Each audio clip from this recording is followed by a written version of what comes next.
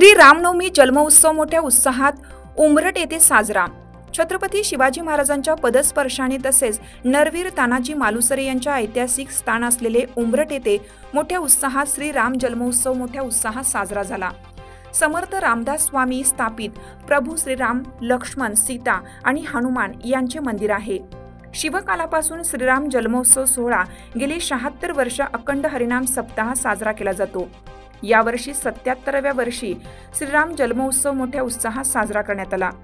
चैत्र शुद्ध नवमीला प्रतिवर्षीप्रमाणे श्री रामनवमी जन्मोत्सव सकाळी 10 ते 2 या वेळेत मोठ्या उत्साहात साजरा करण्यात आला।